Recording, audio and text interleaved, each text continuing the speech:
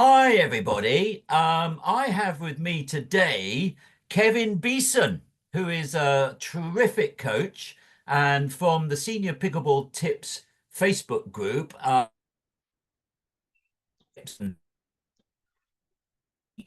lot of the members really like him. So anyway, Kevin, hi, how are you doing? Hey Patty, how you doing today? Yeah, not too Thanks for bad, having not too me. bad. Yeah, it's a great pleasure. It's a great pleasure. Nice to kind of meet you, face not really face to face. We're on Zoom, but it's nearly face to face, which is good. And thank you for getting up so early because it's 3 o'clock here in the UK, and I think it's about 7 o'clock where you are. So you're in Hood It's, River in Oregon, is that correct? yep, I'm in Hood River, Oregon, small little tourist town right outside of Portland, and it's just a beautiful place. Beautiful. We just need more pickleball courts. Yeah, we'll get into that a little later, but I always start with the same question when I interview people. So, Kevin, what's your pickleball story? Wow. Well, I've been playing it almost 7 years now, Patty, Yeah. and I come from the dark side. So I come from the tennis side, where I was a tennis director for 30 years. And I swore I would never, ever play pickleball, ever. Okay, it was in the tennis player's DNA. We didn't like pickleball. There was literally nothing I liked about it. You used a little kid's wiffle ball with an oversized ping pong play. Yeah. I mean, with an oversized ping pong paddle on a small court, and all the players were old. And I was in denial. Okay. I was in denial. I took it up in my 50s. Okay. And I had a pro shop and it was full of tennis stuff. No pickleball, none. And a tennis company came in and said, "We're going to launch pickleball. Would you Oh. be interested in selling paddles and balls?" And I said, "No." He said, "Fastest growing sport in America." I said, "So?" And then he left his little brochure on my desk and he walked away. And I thought, fastest growing sport in America. So I Googled it and I saw how fast it was growing. And I said, I don't need to like pickleball to make money. So I ordered some paddles that came in. I figured I need to know what they feel like if I'm going to sell them. So I called a friend of mine and I said, I need his own pickleball court. I said, I Yeah. need 10 minutes of your time and you can't tell anybody. And you know where it got 10 minutes turned into 45 minutes. Yeah. And so after 45 minutes, I had to go teach a tennis lesson. And it was the only tennis lesson I've ever taught where I tried to get my student to dink. And all I could think about after that was pickleball. And I went all in. I mean, I went all in. Okay. Started playing all the tournaments. And again, this was Yeah. 2018. So I just started playing all the tournaments, and that's pretty much how I got started. Yeah, So, just a so sales rep coming in. you just became addicted pretty quick. I just like everybody else, addicted. You know, Yeah. before I tried it, it was in my eyes, number one, it was for old people. And two, it was a little kids game that we played in gym class on rainy days. And in my eyes, as so many people before they even played pickleball, they don't consider it an athletic sport. And then I got out there and went, when I started, especially when I started competing, I was like, this is really hard Yeah. and very athletic. Yeah. So Now you mentioned competing. I mean, you've done quite well, haven't you, on the competitive level? Is that right? yeah, I did. When I first started, Patty, when I first started, Yeah. when I went all in, I I never really had any intentions of teaching pickleball, which is pretty much what I do 24/7 now. I was just going to be a competitor. So I went all in and started playing the tournaments and was fortunate enough. in 2018, 2019 to win nationals. Whoa. Okay, so that, and I played, some pro events and things like that. So I had some success. Yeah. But then when COVID hit, they shut everything down. They shut everything down. And I really stopped competing. And I took I looked back at myself and thought, do I want to be remembered as like an old senior player that no one will remember? Or would I Yeah. rather leave my legacy being a teacher? So I chose the teaching side. But Patty, just so you know, I'm coming back. I'm Yeah. playing Sacramento Open, the Masters Pro Division, right?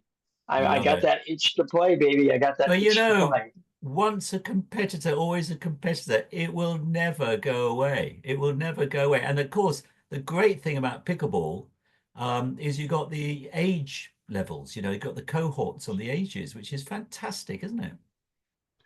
Well, that's really really helping pickleball right now. Okay, is the age differences. There was, there's the Masters now over 60. Yeah. That's huge because there's a big difference, in 35s, 50s, 60s. There's a big difference. And I believe personally, this is my feeling, that a senior 5-0 is not the same as a 35 5-0. Yeah, sure. Okay. Yeah. There Yeah. is a difference. And maybe even the 35 5-0 is not the same as an 18-year-old 5-0. Yeah. I Yeah. think somehow there should be some sort of how they can separate the ratings, right? Yeah. If I'm Level a it up. 5-0, Yeah. Yeah. I'm in a 5-0, I go play a 35s tournament at 60 years old. Should I be playing? Do I really have to play 5-0 against these Yeah. guys? Yeah. Right. Yeah. But you Yeah. do. Yeah. Yeah, but So to have those gradings in the tournaments, I think is fantastic. I mean, for example, if you're an intermediate, a low intermediate at a level of, I don't know, 2.5, you can enter tournaments and have fun. You can get a gold medal. It's fantastic, isn't it? yeah, it is fantastic. It's great because without those different levels on the separation of the ages, those those senior players that are just starting playing 3-0, their first tournament, Yeah, and they have to go out and play a bunch of 21-year-olds, 22-year-olds, and they don't medal, yeah. and then they quit. And they'll never So, play a competitive match again. Yeah, well, senior pickleball, okay, um, has been on the decline. And it's not because people are dying, it's because they didn't have that separation, right? They didn't have that separation enough. There wasn't enough categories, they were too broad. So yeah. seniors were having to play. So a lot of people chose not to play. The seniors chose not to play, but they're working hard on that at every level from the beginner all the way up to the pros. Like I said, adding the masters for Yeah. 60 and over, and just which is going to make the game much more enjoyable as we get older. And I think I'm not sure exactly everywhere around the world, but I think here in UK, most tournaments are you get an 18 plus or a 19 plus, and then you get a 50 plus. And Yeah, that's not brilliant because I mean I'm 66. And I'm you'll get sort of damaged by the youngsters. But having said that, with the bigger tournaments, the yeah, nationals and things like that, they are putting in those cohort gradients every sort of round about 5 years. I think it goes up to about 85 or something. yeah, And yeah. I suspect this is what's happening around the world. I know in Australia, for example, they're really just sort of kicking off in quite a big way, sort of on Right. probably about the same level as UK. So it'd be good to get those gradients in. And I suppose it starts with a couple of levels and then you split it up over the years and so I think it is moving in the right direction. I don't know. Do you agree? I guess. I don't know. Oh, I agree. It is because it went through. I'll give you an example. Okay. In 2018, when I played at Nationals in Palm Springs in the finals, I played on stadium court, televised, okay, on YouTube, okay, and big scoreboard, the referee, the whole thing. It was fantastic. My word. In 2019, when I played in the finals again, I played on court number 44, which I could barely find, right? With nobody watching. Okay. So there was a huge difference. In 2018, seniors, they were the draw. Seniors was the draw. It wasn't the young guns. And then it just started to change where now that the young guns and now with the social media, television, all that, it's being much more, you can see pickleball everywhere, Yeah. right? Okay. So I think it's just for all these, in Australia, UK, stuff like that, I think it's going to be important that they get it into those different categories every 5 years, because otherwise, pickleball uh, for seniors will be in trouble. Yeah, I kind of agree with you. I'm an optimist. I think that will happen. It just take a little time. Certainly in the UK, it's happening, as I mentioned, with the bigger tournaments. Now, Kevin, let's just sort of move in a different direction. Ask you a question. You've been coaching for a while here. Just an interesting question for me. What's the difference of coaching seniors, sort of age 50 plus, if you want, our definition, as opposed to others? Do you find a difference, and are you telling them slightly different things, etc.? Yeah, definitely. There's a big difference between coaching a 64-year-old and coaching a 24-year-old. Okay. Um, you as a coach, it's very important that you look at number one. You need to coach to their level, right? You want to coach at their level, even if Yeah, it's kids, right? yeah, You want to get down low so you're eye level with them. So get down so you're coaching at their level.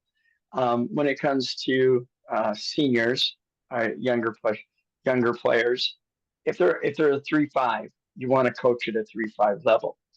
Now, the difference between the 24-year-old and the 64-year-old might be athletic ability.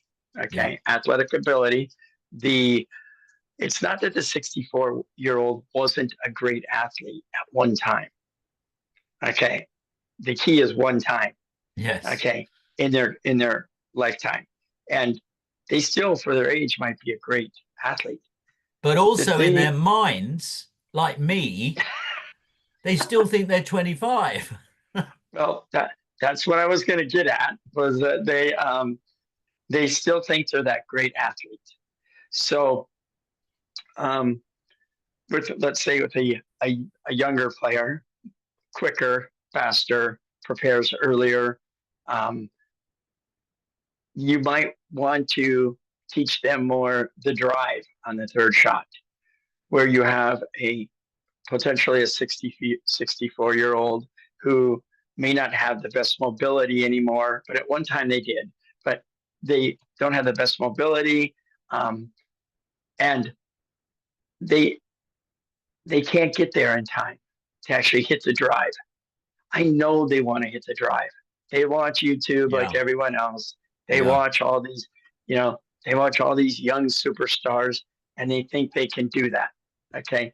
So you want to coach at where they are in their level, where you see their athletic ability is. yeah, Okay. yeah. The I one think thing that's that cracks, go ahead. go on. No, please go on. Okay. The one thing that cracks me up about coaching is that when I see a 64-year-old try to do an Ernie. They try to do an Ernie. And I'm like, okay, anyone over the age of 50, anyone over the age of 60 should not even try an Ernie. They may be able to do it, but it just doesn't look pretty. Okay. He doesn't look as good as the 25-year-old does. So, uh, Interesting. Mm. But yeah, here's a bit of a serious question, actually. So when you're coaching, someone 64, you actually say to them, look, one of your problems as a 64-year-old is that in your head you're 25 and you're trying to do this stuff. You need to recognize your limitations and you have to play to that. Do you actually say that to people? Because that kind of makes sense. sure. So I tell players that you need to, and it doesn't matter if I'm coaching a junior or a superstar or a senior, whatever it is, it's the same problem. You need to play up to your potential, Yeah, but within yourself.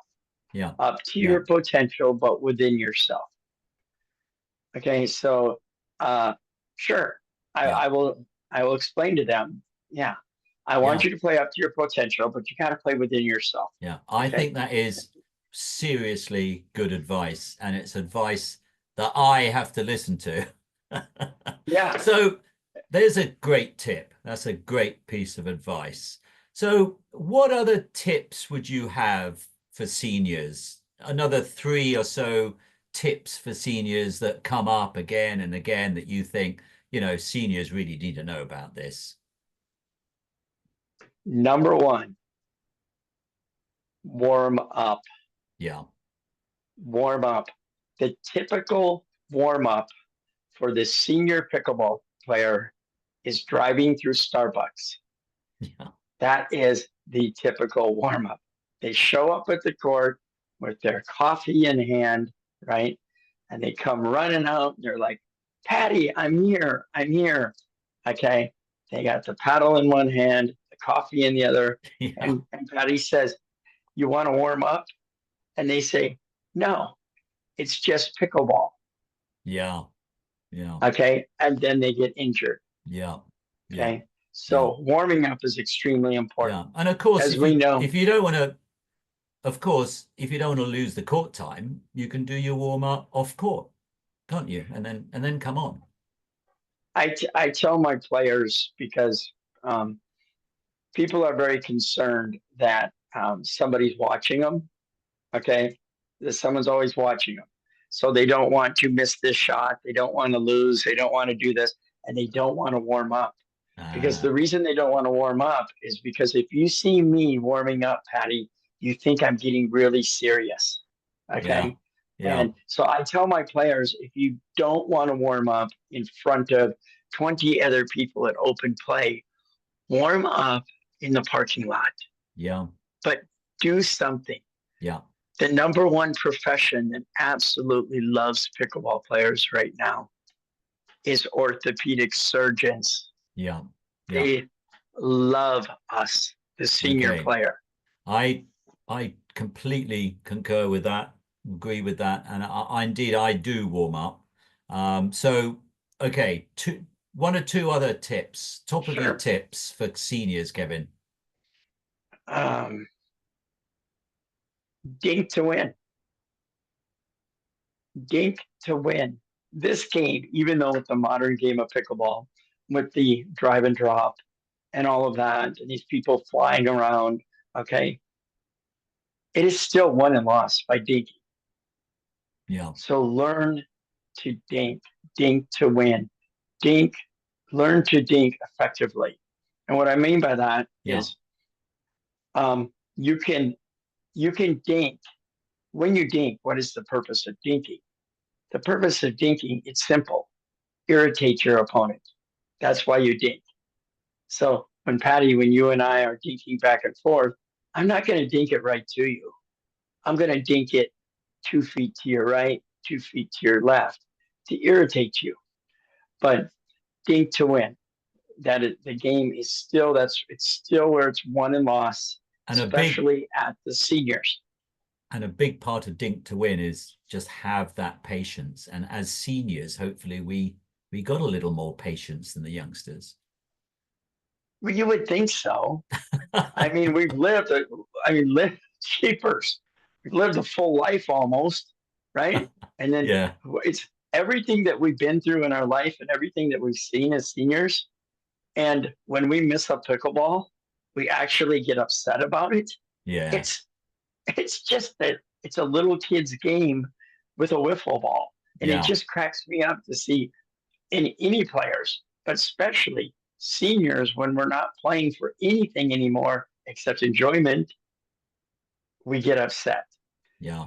Um, I would also say is drill. Now, if you're looking for tips, okay, drilling, Yeah. okay, drilling is crucial. It doesn't matter what age you are, what level you are. But when you drill, you need to drill with a purpose and you need to have a plan. So Yeah. there's three things that I always tell myself. I mean, I always tell my players, Patty, is if I'm coaching you, I'm going to tell you three things. So I said, number one, you must have a plan. Number two, you must have a purpose. And number three, you must be patient. I call those the three P's. So when you're drilling, okay, when you're drilling, you need to have a plan. This is Mm. not time for you and I to catch up socially. So I think drilling is the key to get better. Unfortunately, you don't get better by just playing. So drill, drill, drill. Very, very wise words. Thanks, Kevin. Thank you.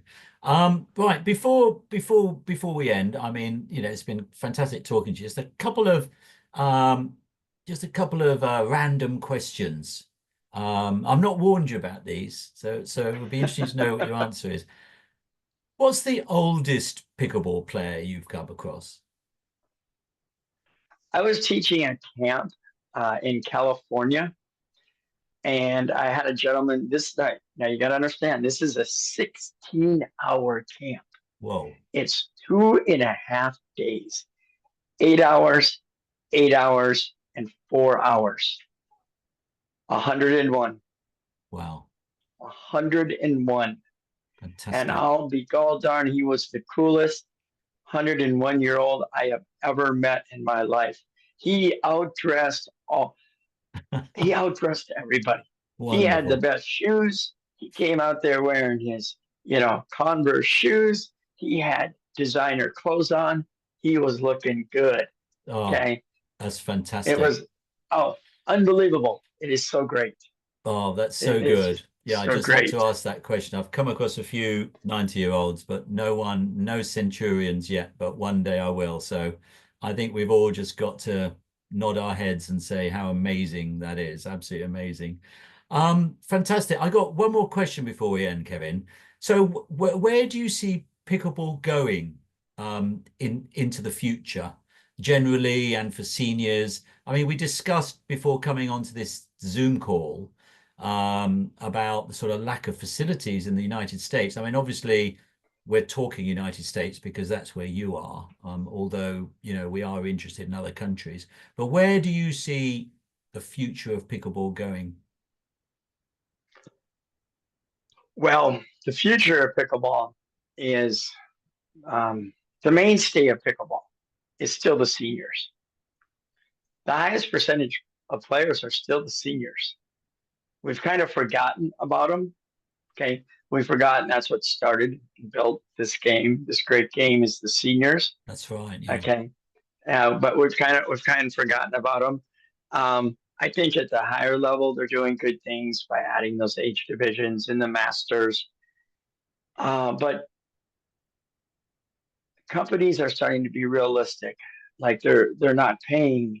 There a lot of these bigger companies are taking away their sponsorships to paying sponsorships to senior players because the demand from the younger players now. Yeah. Okay, Yeah. so I think there has to be a way that we somehow compensate these players, right? Show them the respect that they deserve.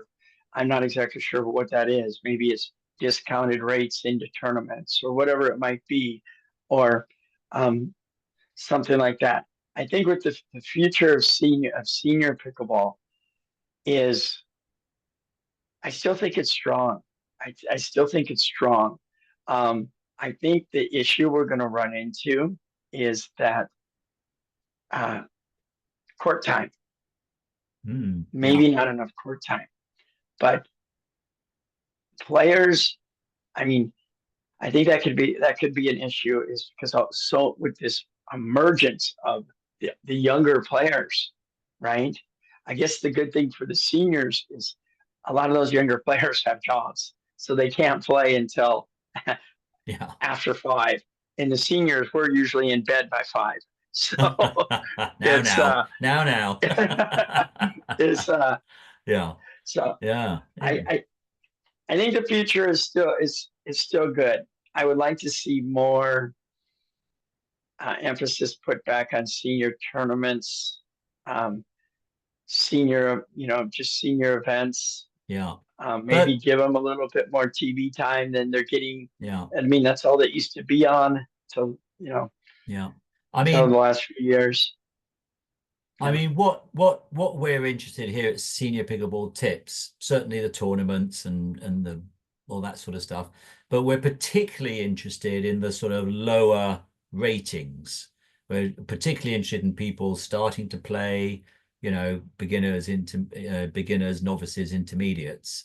And I suppose the lack of facilities in the States, that's really going to affect that sort of bunch of people. Well, it can. I mean, and it definitely will. Except again, the even the lower level player, right? They have the time.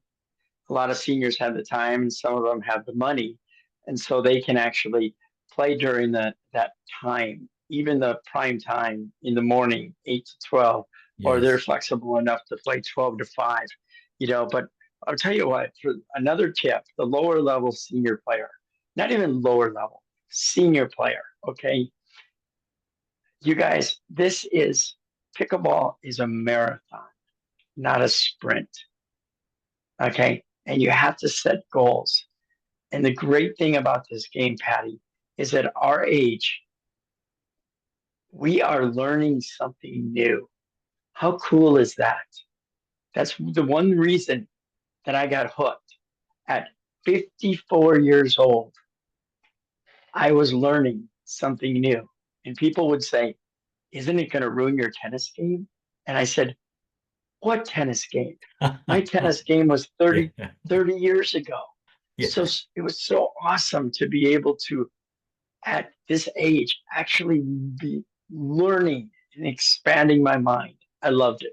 I completely agree with you. I'm also a tennis player, and sort of before I got a bit injured and before I started playing pickleball, I learned to. I had a single backhand in tennis, and I learned to double backhand.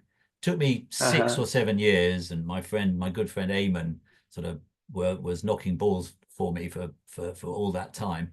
And to learn a new skill, I think, when you get a bit older, is just fantastic for all kinds of reasons. So I completely agree with you, Kevin. That's absolutely fantastic. Well, look, Kevin, thank you so much for your time.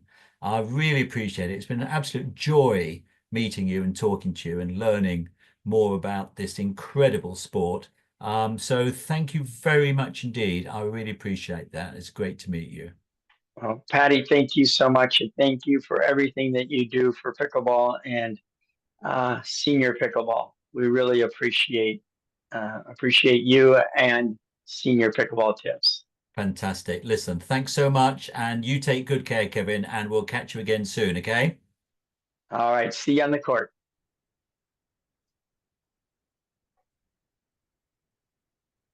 Okay. I've got with me Kevin Beeson, fantastic coach and mentor. Kevin, quick question. Third shot, drop or drive? Oh, the modern game of pickleball, drive or drop. Okay, I love it. It's like the number one question in pickleball today. Uh, well, all right, drive it.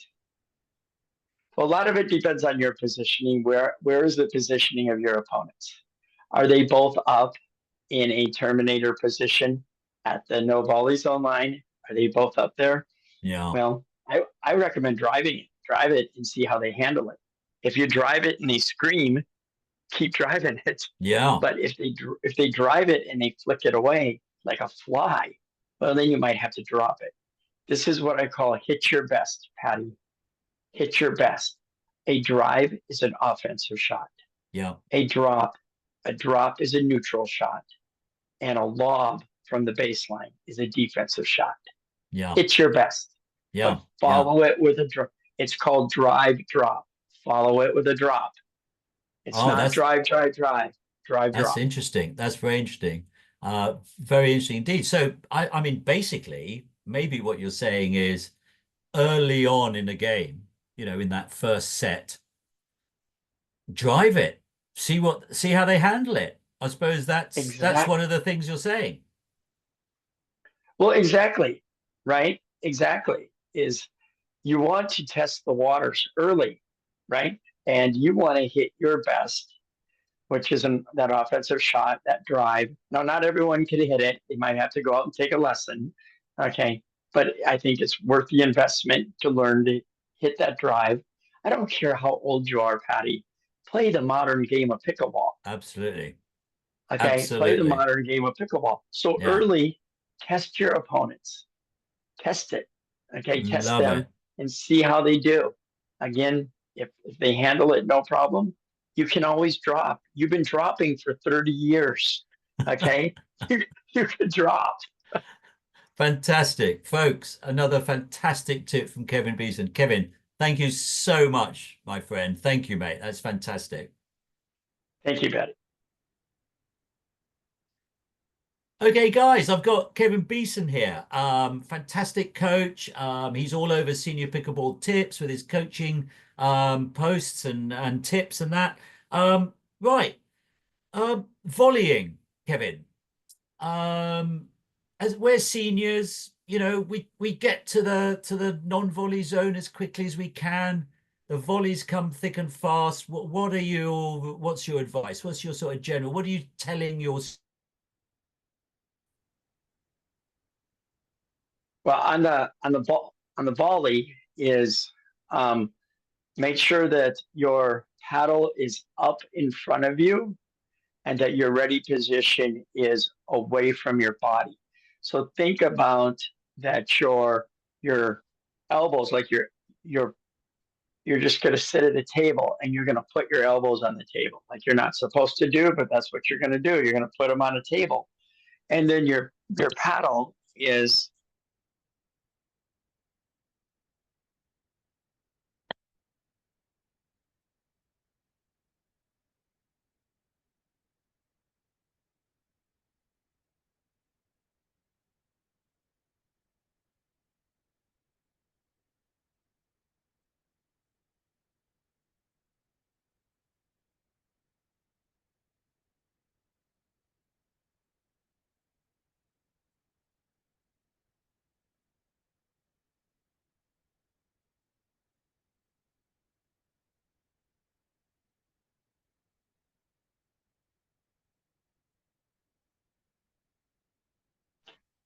Can you hear me?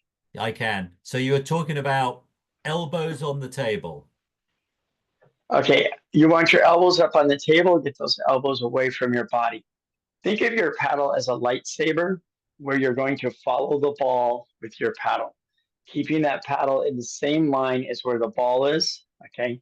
Your ready position should not have your elbows at your side like a little T Rex or a little alligator, right? Okay. Yeah. Crocodile arms. So you know it's coming fast. So go out and meet the ball. Don't let the ball play you. You play the ball. Yeah. That's really good. I mean, I sometimes say, and tell me if I'm right or not, is that people coming from a table tennis background, you know, being at the volley zone, they're sort of used to hitting the backhand sort of like 85% of the time and only just having to turn around for the forehand when they're really necessary. Is that similar when you're volleying in pickleball? All right. Are you ready for this, Patty? Go on. 75% of your dinks and your backhand. Your dinks and your volleys should be with your backhand. Yeah. Yeah. With your backhand area, you can cover so much space in front of you. With your forehand, you can only cover, if you're right-handed, only slightly to the right. Very difficult to cover straight off your right shoulder. Very comfortable, very difficult to cover off your chest or Yeah. your left shoulder. Yeah. Backhand, backhand, backhand. Yeah. Yeah. Yeah. Very, Yeah. very good. So there you go, folks. Another great tip from Kevin Beeson. Kevin, thanks so much for that tip. You're an absolute star. All right. Thank you, sir. Thank you. Okay, well, we'll just leave it there, Kevin. How's that? Is that okay for now? I'm going to stop Yeah, the recording.